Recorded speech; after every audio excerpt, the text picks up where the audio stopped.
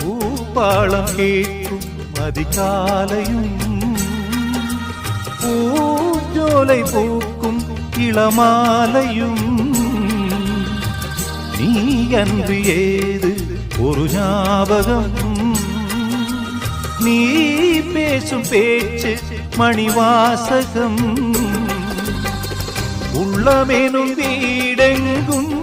உன்னழகை நான் தானே சித்திரத்தை போலென்றும் ஒட்டி வைத்து பார்த்தேனே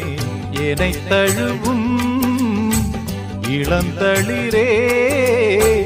உனக்கென நான் வாழ்கிறேன் மலரே தென்றல் பாடும் கானம் இது நிலவே